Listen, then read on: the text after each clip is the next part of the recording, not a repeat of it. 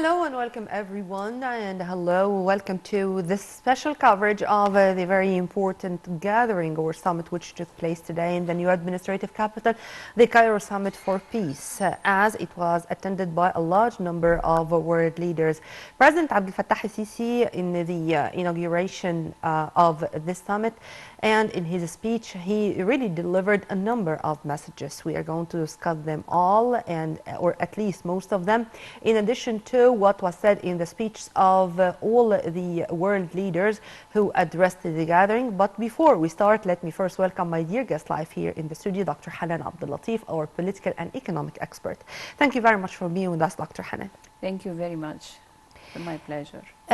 Let's start immediately. Before going into the details, how do you see the response of the world leaders, whether they are presidents, kings, heads of governments, ministers coming from all over the world to participate in the summit here in Egypt, taking into consideration that Egypt is a key player, and without Egypt, no peace or no at least mediation is going to take place on the ground after this deadly offensive by the Israeli occupation on the Gaza Strip?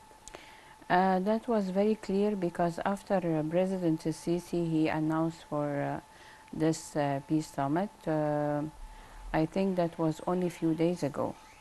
And that was for today, which is Saturday. And this is very clear. The answer is very clear, that how many countries and the representative of countries and leaders from West and East, they came and attend. So it was very high response because it's very urgent time and it's very serious. And we cannot wait more than this. To be honest, it has to be done by the whole world, and some countries disappeared and they have to attend. It's very sad, to be honest, but at least most of the people, decision makers, they were in the summit, and they just came without any hesitation from their side to attend, because they know first how it is serious and dangerous this time. And also they know Egypt, the role that Egypt is playing now in the area and in the world about this regionally issue. And internationally. Exactly. So let's start with some messages which were delivered by President Sisi in his speech. We are meeting in Cairo today at a challenging time that tests our humanity before our interests. Testing humanity before our interests, it was really summarizing the whole issue and taking into consideration that this is not the time for using diplomatic words. And the president said that, frankly, I would say so and so. How do you see starting with that, starting with this term, testing our humanity versus our interests? This was from our President Sisi the strongest. I can see it myself as the strongest statement in everything happening. Because what happens to people generally, whatever these people come from, you know, it's really talking to our humanity aspect and ethics and principles in the world. Whatever happens, between whom and whom, who is against and whom with. But this is the word, this is humanity, responsibility for all the world, if you are with or against. So away from politics and away from who's supporting and who's not supporting, by the end we are talking about people murdered and killed and children tortured, because starvation is torturing. Maybe the worst since long time ago, maybe the worst since the Second World War. I can say that it's nothing happened like this before. Nearly 4,500 Palestinians, half of them are children. Children. Yeah. And this is, if the world keeps silent about this, we are not human beings. So that's why the president was very clear in this. And he's very correct 100%, because we are talking about humans. Human Not beings by the about end of the way. lands and countries and You something know, else. forgive me, if even they were animals, we would not tolerate that. Definitely, yes. Definitely, I But agree. here, if you permit me, I'm going to be a little bit, I'm not going to say far from the summit, but also inside the issue. When President Sisi received the American Secretary of State Antony Blinken, he said it.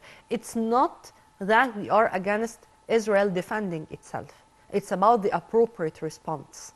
It's about the collective punishment which is really practiced on the ground against millions of Egyptians who are not Hamas, against starvation, against the lack of fuel, of Everything. food, of electricity, Everything. of water, anything. How do you see this word? How do you see the word collective punishment? I can see something that the president confirmed a few times. When we have a conflict between countries or wars between countries, we have something that everyone has to follow. It's called the international law. When we break the international law, there is no law in the world. This is very dangerous. This is very dangerous. Because why the countries, they have bonds to be stuck to, and they have some rules to be stuck to, even in the worst time. Because breaking this, it means that we became like wild world. Anybody can do whatever he wants and no rules and nothing. When always they mention this for us as Arabs, for us as Egypt, humanitarian and the humanity and take care of this human rights and blah, blah, blah. When it comes to them, why they don't talk about it? This is the question. Amen to that.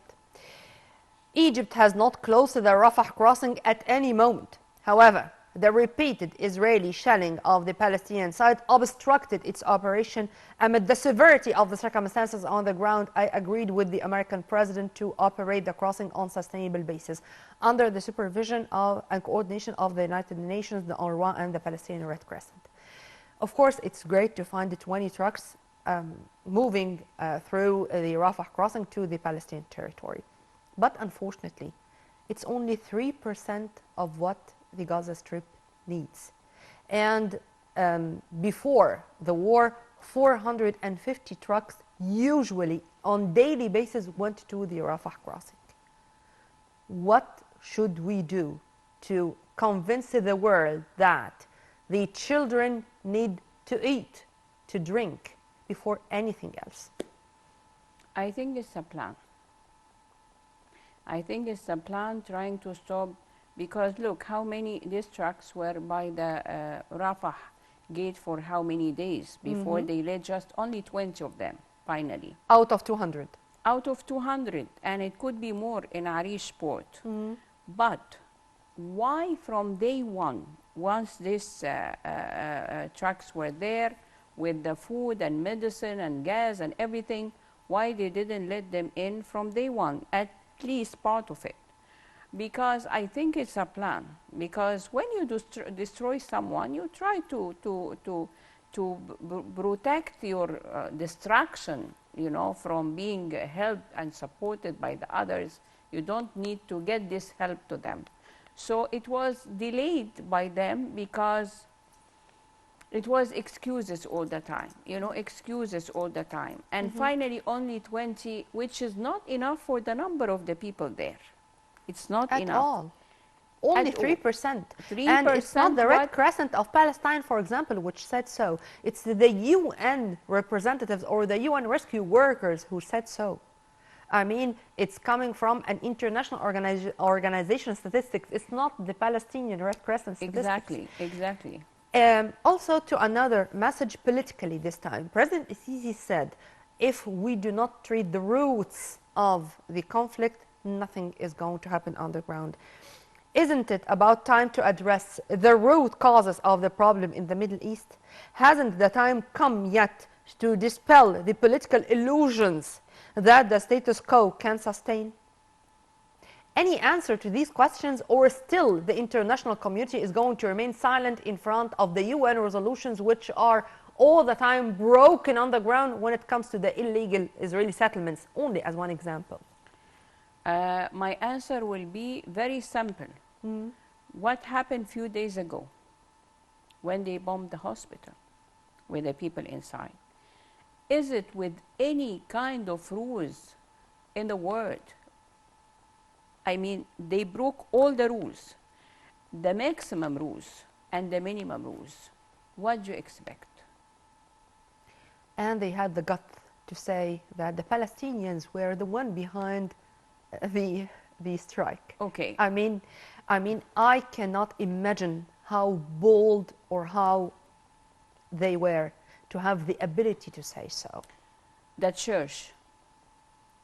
In another strike. In another strike. This is hospital, and this is religious place. It has respect. By whom? By whom? By the word, except for them. Fine. Now, I heard, before I came here, that they are warning people in a second hospital to leave it immediately. And this hospital has more than 1,200 injured people, and they leave it now because they are going to bomb it. Second one. In 3 days. Exactly. In which law? Which law? How can we say which law? Let me put a word behind the word law. In which or upon which humanitarian law? Does this have any connection or link with humanity? No. Far from war. I mean, should civilians all the time being included under this umbrella? If they are fighting Hamas, for example, why they are bombing some places that it has just children and ladies and women, and it's not about Hamas.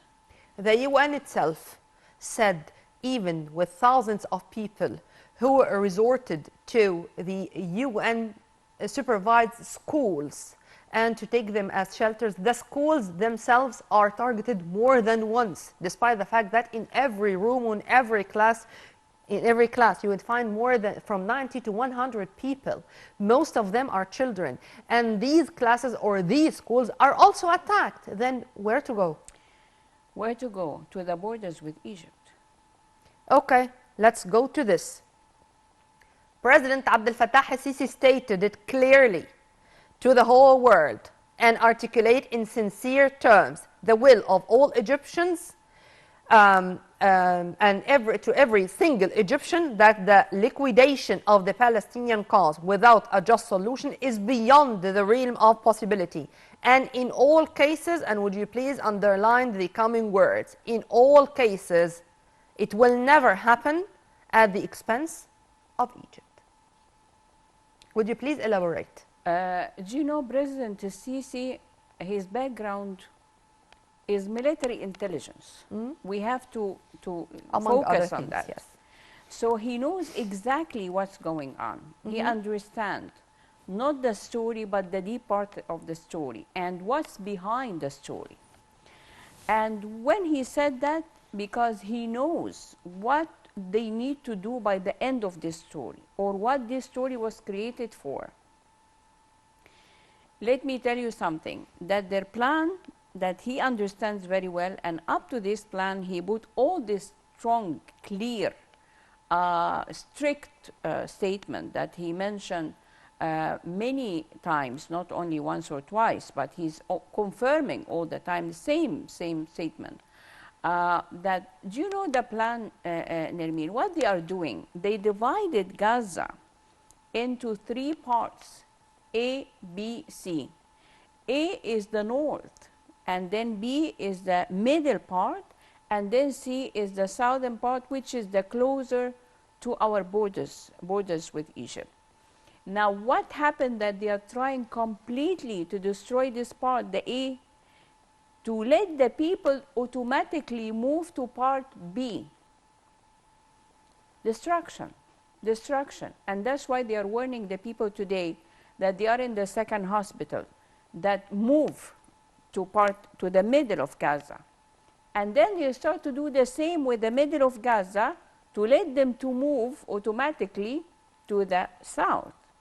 And after the south, they will be stuck to our borders. So President Sisi he's not just the president of Egypt. He's a man with a very strong intelligence, mind and the background, and that was his job one upon the time. So he knows what he's doing, and he knows what he's saying, and he knows what happens. And I have to mention something here. Egypt stands alone in this cause. Egypt stands alone, defeating the Palestinians and defeating the Egyptian country. Defending, you mean? Defending, sorry. Yeah. I'm sorry. Yeah. Defending both Palestinians and Egyptians. Defending the cause of Palestine. The cause of Palestine. Amen to that. And by the our way, borders too. Amen. And President Sisi said it also more than once. It's not going to take place at the expense of Egypt or other neighboring countries. I mean, we are not going also to accept that in Jordan, for example. They mentioned that in Jordan too. Yes, amen to that. And to continue with this, in one of the strongest speeches which took place today, it was by Iraqi Prime Minister Mohammed Shaya al-Sudani. When he said that the Palestinians will not leave or cannot be displaced or evacuated from their lands because, he said it that way, they do not have another place to go. This is their own land. And of course, this was echoed more than once by many of the Arab leaders who addressed the summit, and you name it. When it comes to Oman, of course, the Jordanian king, King Abdullah II, has a very strong speech also. You name it. I have to appreciate and to show appreciation to the speech of both Iraq and Jordan. Mm-hmm. And I have to say how we are disappointed from some other Arab countries. They don't have a clear action or clear statement or clear even to show their idea about the whole thing. Egypt will always the country support all the Arab countries in any difficult situations or stories. And now we are facing the big story of the cause of the Palestinian cause with some of the very good partners. They understand how it is dangerous, but we are very disappointed from some other countries. Dr. Hanan, simply, politics is a game which is very difficult one. I will never be able to understand, by the way. But anyways, you would find maybe there are roles for every side. I mean, some Arab country would be totally focusing on the mediation efforts for the release of some of the hostages to make sure that the trucks are going to go to Gaza. Others would take into consideration that it's time for a mediation between, or to take into account that mediation or being a go-between is a must right now, at least for preserving the lives of those in the besieged enclave. Let me return back to, if you permit me, to Jordan's king when he said another important message. The message the Arab world is hearing that Palestinian lives matter less than Israeli ones, adding that he was outraged and grieved by acts of violence waged against innocent civilians in Gaza. To hear that and to just, I mean, being shocked with some voices who are saying, okay, I cannot compare the lives of Israelis to the lives of Palestinians. Or the security of the Israelis to the security of the Palestine. Who can accept that? Does the international community accept that practically on the ground? Should we live with it? We have to change it. How? We have to change it if we have, do you know, we have a problem. Let's make it very clear and let's be honest, more honest. Yeah. We have strong, very strong tools in the Arab countries. Mm-hmm. If you remember in the 1973, in our war with Israel, and when Saudi Arabia, King of Saudi Arabia, King Faisal, he stood with Egypt and he forbade all the oil, closed this oil from all the Western community, not just one country. That was a situation. Who is taking actions now? Nobody. They discussed this, by the way, a few days ago. Like Arabs, they have the tool, they have weapon of the oil. It's a weapon, by the way. You can use it anytime because it's a pressure. And the reply was, no, we are not going to use it. We don't want to use it. We cannot choose it. Different situation in two different times. So today maybe is different from the past, or today before Egypt in 1973 wasn't alone, to be honest. Some Arab countries stood beside Egypt and stood not by words, not by... The case is maybe this is going to be a last resort, but they wanted to, or at least the whole world wants to move into other directions and not to resort to that, because this is going to be a very clear or a clear message that the case reached a dead end, and we do not want, of course, to reach a dead end. It's going to be catastrophic for the whole region. But to return to that, Iraqi Prime Minister Sudani said the situation would not have reached this point had UN Security Council resolutions been respected, and apparent reference to Israel's illegal settlement policies in the West Bank. How would you see the reaction of such a word? Or also, the international community is going to turn a deaf ear to such a statement by the Iraqi premier? What I saw in the conference now, while I was following up all the speeches and all the reactions and all the words coming from the leaders, unfortunately, I'm saying unfortunately because even the president, I think after the end of the conference, he was disappointed. I think he was disappointed. He did his best. He did his part. And he is calling for peace.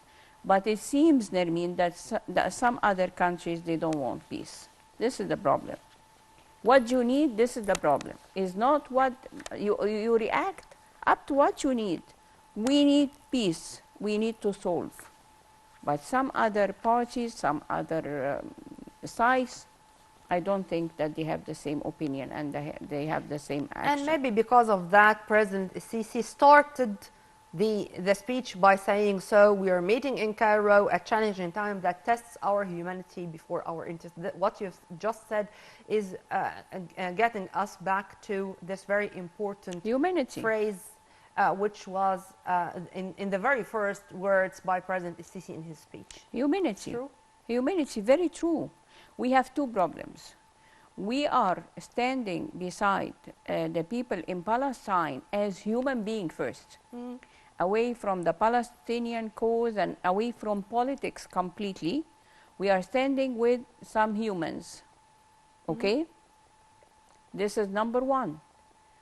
And the second one, that President Sisi is trying to declare and repeat and confirm many times that if there is a problem, the Gaza people or the Palestinians, they have to be stuck in their land, whatever happens, because if they leave their land, they will lose the cause itself. And President Sisi said it more than once. Any kind of evacuation and any kind of taking the Palestinian to another neighboring country would spoil the Palestinian cause and would end the 75 years of struggle in vain, with all the martyrs, with all, I mean, when it comes to 1948, and to consider, or at least to remember, how many Egyptian martyrs fell in this war for the sake of Palestine. Can we just forget all about them? And how many Palestinians died in the years? I mean, to start with the Egyptian support to the Palestinian people. It started since the very first moment of the Palestinian struggle. All the time. We were there all the time. How do you see the importance of us, I mean of media?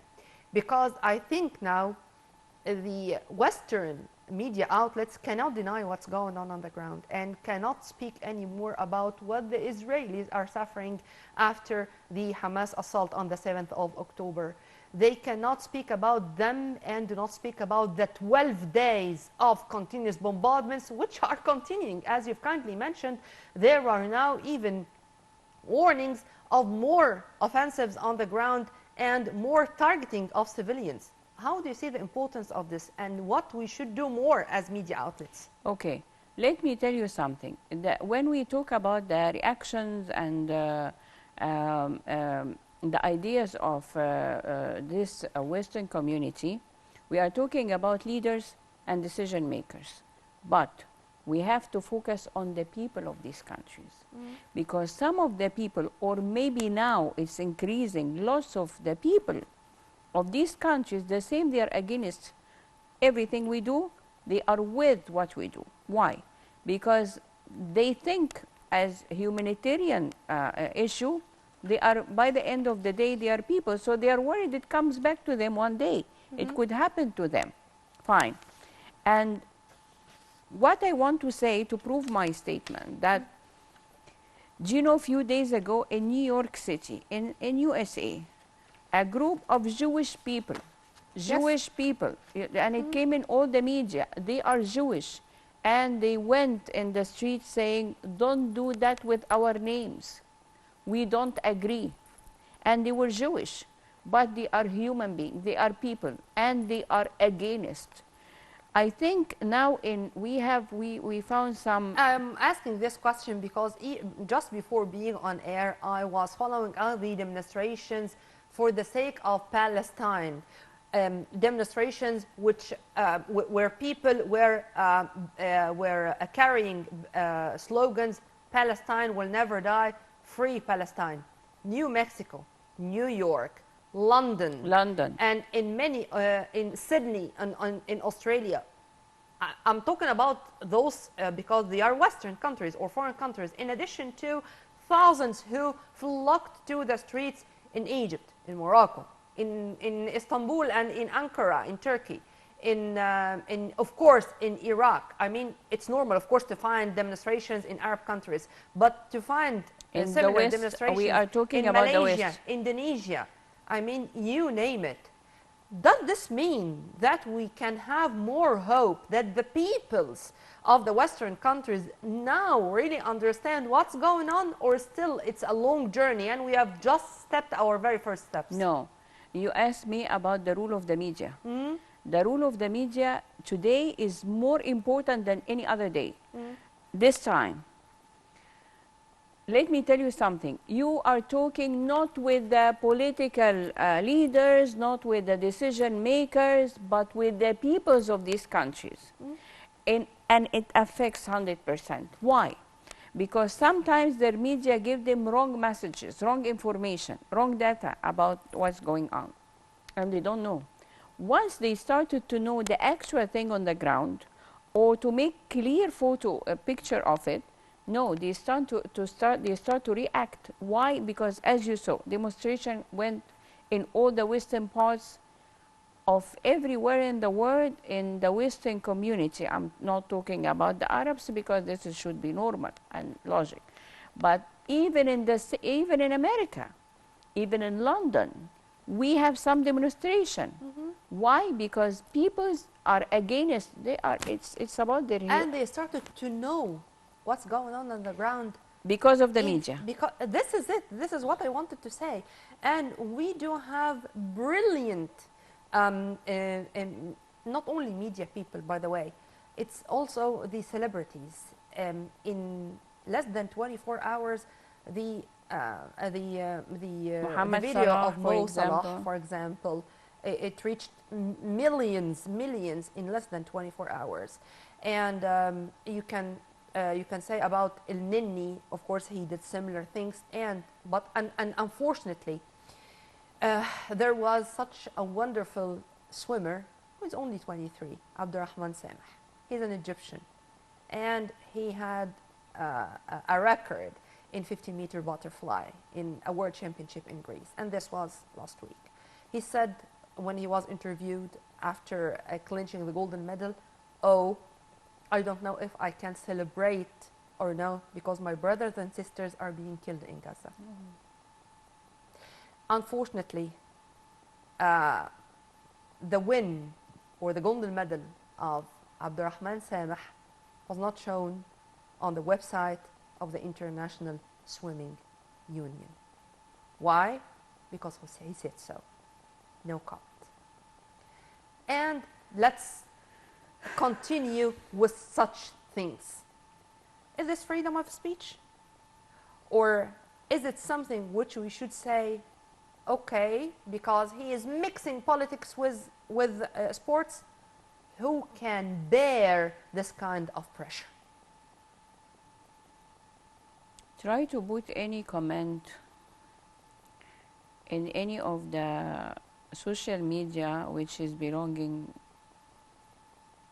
to the Americans. And if it is about something true happening on the ground, you will find that it doesn't show. It will be hidden. So their media, our media that we are using, I mean the social media, not the media, it's under their control, of course. And they don't want to see, or they don't want their peoples to see the truth. But again, the media is very strong. People in the, I'll tell you something. My daughter, she was in European country this week. This week. I mean this now. And she said, just Mom, a few days ago, you mean? A few days ago, she just came back today. And she said, Mom, nothing in the streets, in the coffee shop, in everywhere, malls, everywhere. Everyone, the people, you know, the people, normal people, they talk about just the Palestinian story with Israel. What do you say? Okay, what did you get? I mean, we are not listening, but you are crossing by a restaurant. They are all with the Palestinian people. They're what? They are all with the Palestinian people. They are feeling sad, they are feeling sorry, they are feeling disappointed from their governments. Opposite. That's why I'm telling you, if the truth will be more clear and more we push to get the truth to them, to the people, not to the leaders, I think this will give a hope for better results in the future. Also, I wanted to find this, but I don't know where is it. I also, President Abdel Fattah al-Sisi said that the whole world is, all the eyes are wide open on what's going on the ground and on the meeting or the Cairo Summit for Peace of today, because the whole world, all human beings, really are hoping that they are going to end with some peace, with a settlement for the crisis, not to lose more innocent lives. Wherever these innocent lives are, by the way. I mean, when President Sisi talked, he talked about innocent lives, civilians in any place. How do you see the importance of assuring all the time the whole world that whether President Sisi or all other leaders who were there and addressed the gathering, addressed the whole world, by the way, that we are keen about preserving or maintaining the lives of civilians in general? It's not only about the Gaza people, but in Gaza, in the West Bank, in Israel itself, because when it comes to civilians, every life worth a lot. Human being is human being. I like what he said before, by the way, in the official media conference with Blinken. And this is, it's a highlight for me. When he said that when he used to live in Cairo, he used to have some neighbors from the Jewish people, and we never ever touched them. They were never exposed to any kind of suppression in Egypt, and this is a fact. And what happened to them? They themselves said so. And who did this to them? It was the European community. Maybe in Western countries, but not here. He said that. So generally, we are peaceful people. And again, he is with or against any violence towards any human being. Not just this or that. They have to stop. And I'll tell you something. Do you think that some people from Palestine is killed and not from Israel? of course, but in retaliation of what happened on the 7th of October. No, But no. I what's mean the the appropriate leaders, answer? the leader of this country. What I want to say, they don't care even about their people. It seems so. Let me tell you something. What Yeah. I mean that I don't care even about my own people. Why? Because once I continue, I know that there is that will be some people die from my side too. Yeah. It's like a war. Fine. It is a So war. it means that I don't care about my people to die. So I think, Nermeen, I will tell you something crazy, maybe outside the box, that I think also this rejection, it will come from the people of Israel themselves and started. Do you know why? Because they sacrifice with them. Can we say it clear? They are sacrificing with them. Why? Because they have a target, and this target is above even their people themselves. At the expense of their own people. Exactly. They pay the price. Okay. A very dear one. Their lives. Till when this stubbornness, if I may call it this way, is going to continue and not to abide by international humanitarian laws and not to return back to the negotiating table for a two-state solution. You know, the word two-state solution was repeated simply in every speech of today, whether by the president, by Arab leaders, or even by the Western top officials who were many times, here. yes. Giorgia Meloni of Italy, the UN Secretary General Antonio Guterres, Annalena Baerbock, the German foreign minister, Moussa Faqih, the EU commissioner, all of them, in addition, of course, to the Arab leaders and top officials.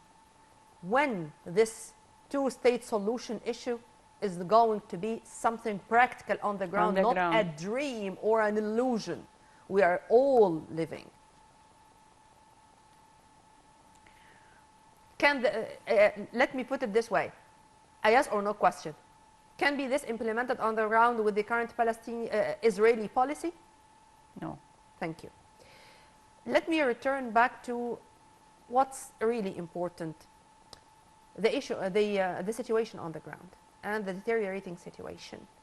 And just before being on air, I was reading some statements released by UN rescuers or representatives there in Gaza, and I don't know even if it's a he or a she.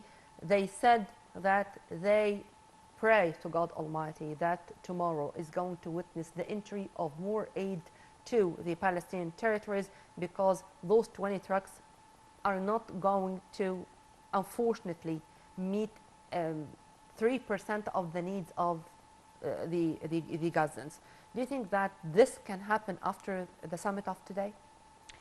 No, I have myself some like questions about that, to be honest.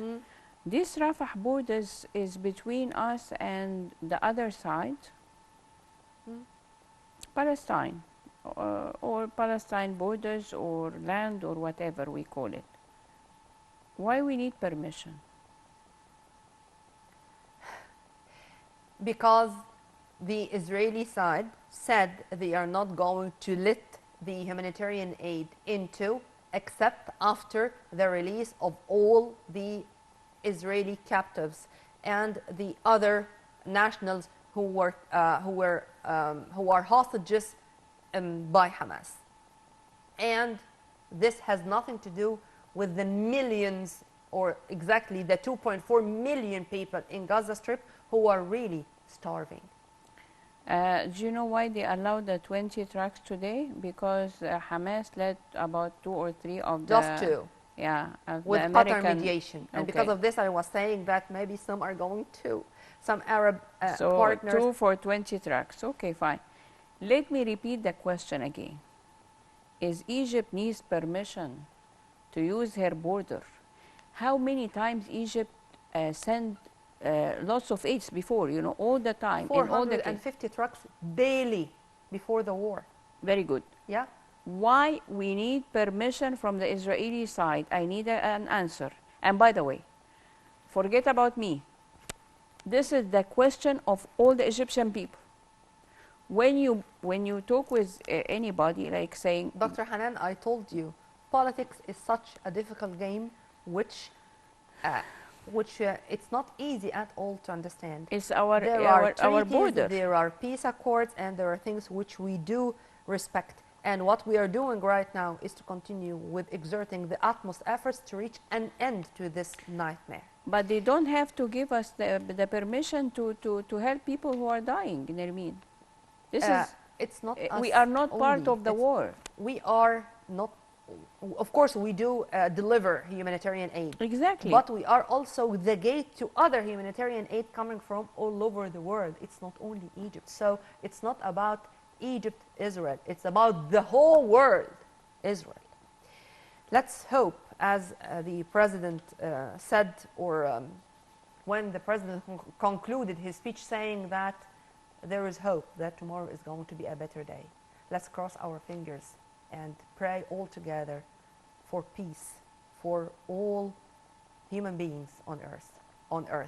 Let's pray for peace to prevail all over the planet, not directed to a certain people or even a certain Everyone. area.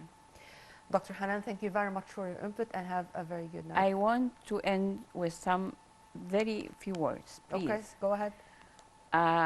Our rule now as citizens, okay, whatever we cannot help a lot in this, just on your media, respected media, or by word, by statement in our social media. But our main rule, Nermeen, that everybody in the media has to push for, as all the Egyptian citizens now, they have to do only one thing. They have to stand, and very strongly, behind the president, behind the Egyptian army, and authorize them to do whatever they need in any time, full authorization, because we are in a very... Exactly what we have done yesterday Yeah. and what's going to continue if there is a need. In all cases, the solution of this crisis will never happen at the expense of Egypt. This is our message, and this is something which will be repeated every now and then, just to remind the whole world that this is our stance, which will never be shaken. Well, I had the honor to have with me my dear even friend, Dr. Hanan you, Abdellatif, our economic and political expert. Thank you. Thank you for Well, by this we come to the end of this special coverage of today's summit, the Cairo Summit for Peace, which took place early in the morning with the participation of world leaders coming from all over the world. And of course, it was inaugurated by President Abdel Sisi, who invited all those leaders from 35 countries to come to participate and to share. And let me end with his the conclusion or the concluding words of our president. Let's pray that tomorrow is going to be a better day. With all my love, this was Nermeen Abdurrahman.